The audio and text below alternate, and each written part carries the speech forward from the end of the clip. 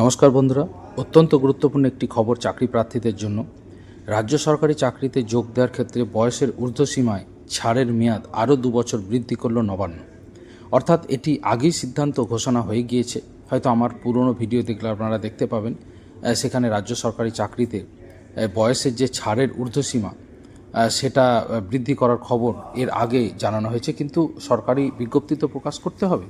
তো সরকারি বিজ্ঞপ্তি কিন্তু প্রকাশিত হয়েছে সোমবার। রাজ্য সরকারের অর্থ দপ্তরের অডিট যে শাখা, অডিট ব্রাঞ্চ থেকে কিন্তু নির্দেশিকা জারি করা হয়েছে। এবং এটা অত্যন্ত গুরুত্বপূর্ণ খবর সরকারি চাকরি প্রার্থীদের জন্য, যাদের কিন্তু বয়সের যে ঊর্ধ্বসীমা যে ছাড় দেওয়া হয়েছিল সেটা আরও 2 বছরের জন্য বৃদ্ধি করার সিদ্ধান্ত নেওয়া হয়েছে।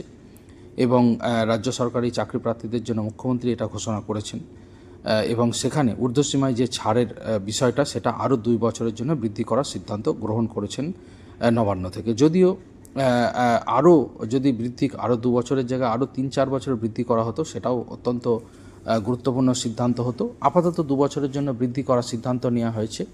এর ফলে অনেকেই যারা বয়সের ঊর্ধ্বসীমায় জন্য পরীক্ষা দিতে পারেনি তারা কিন্তু পরীক্ষা দিতে পারবেন। আপনারা অবশ্যই রাজ্য সরকারের ফিনান্সের যে ওয়েবসাইট, সেখানে অডিট ব্রাঞ্চে গিয়ে সেখানে সার্কুলার এবং মেমো যে রয়েছে সেই অপশানে ক্লিক করলেই কিন্তু আপনারা বিজ্ঞপ্তিটা দেখতে পাবেন, এবং অবশ্যই বিজ্ঞপ্তিটা আপনারা অবশ্যই পড়ে নেবেন। বিজ্ঞপ্তিতে স্বাক্ষর করেছেন রাজ্যের অতিরিক্ত মুখ্য সচিব প্রভাত কুমার মিশ্র। তো যাই হোক, এটা অত্যন্ত গুরুত্বপূর্ণ খবর চাকরি প্রার্থীদের জন্য। বিশেষ করে জেনারেল যারা প্রার্থী তাদের তো সমস্যা অনেকটাই বেশি বলে আমার মনে হয়, যেহেতু বয়সের তারা কোনো রকম ছাড় পান না। যেখানে এসসি এসটি এবং ওবিসিদের বয়সের কিছুটা ছাড়ের ব্যাপার রয়েছে, এছাড়া সংরক্ষণের ব্যাপার তো রয়েছে। তো অবশ্যই কিন্তু যারা জেনারেল ক্যাটাগরি প্রার্থী তাদের একটা সুবিধা এতে হবে, যেহেতু বয়সের ছাড়ের ব্যাপারটা তারা কিন্তু পেতেন না, সেটা কিন্তু এর ফলে পাবেন।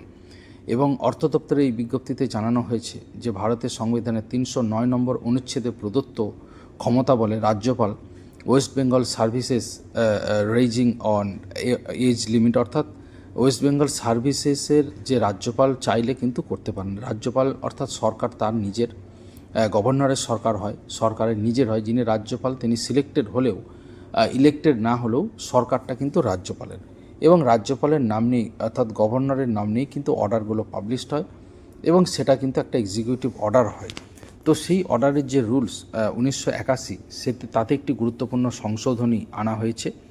এর আগে 1981 সালের 31 ডিসেম্বর প্রকাশিত মূল নির্দেশিকায় বয়সের ঊর্ধ্বসীমা বৃদ্ধির বিষয়টি পরবর্তী নির্দেশ না দেওয়া পর্যন্ত কার্যকর থাকবে বলে উল্লেখ করা হয়েছিল, কিন্তু বর্তমান সংশোধনীতে সেই নিয়মের বদল ঘটানো হলো। নতুন বিজ্ঞপ্তিতে স্পষ্ট করে বলা হয়েছে যে এই নির্দেশিকা প্রকাশের তারিখ থেকে আগামী 2 বছর পর্যন্ত বয়সের ঊর্ধ্বসীমায় ছাড়ের নিয়মটি বলবৎ থাকবে। ফলে রাজ্যের অসংখ্য চাকরি প্রার্থী যারা বয়সের কারণে সরকারি চাকরি পরীক্ষা দিতে পারছিলেন না, তারা কিন্তু 2 বছর কিন্তু সেই সুযোগ কিন্তু পেলেন।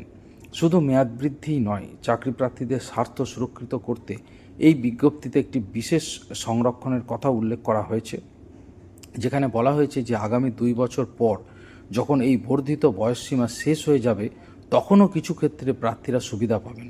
অর্থাৎ নিয়ম চালু থাকাকালীন যদি কোনো নিয়োগ প্রক্রিয়ার জন্য বিজ্ঞাপন বা নোটিশ প্রকাশিত হয়ে থাকে, তবে সেই নির্দিষ্ট নিয়োগ প্রক্রিয়াগুলির ক্ষেত্রে বর্ধিত বয়সের ঊর্ধ্বসীমার সুবিধাটি প্রার্থীরা পাবেন।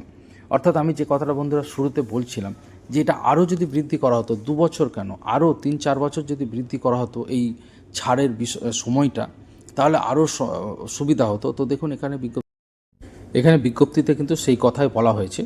অর্থাৎ যদি 2 বছরের ছাড়ের সময় পেরিয়েও যায়, তা সত্ত্বেও যেহেতু সেটা নিয়োগ প্রসেসের মধ্যে অন্তর্ভুক্ত, সেই জন্যই সেই ছাড়ের ব্যাপারটা কিন্তু থাকবে। অর্থাৎ আগামী 2 বছরে নিশ্চয়ই প্রচুর রিক্রুটমেন্ট কিন্তু বেরোবে। যারা চাকরি প্রার্থী তাদের কিন্তু একটা বিরাট সুযোগ।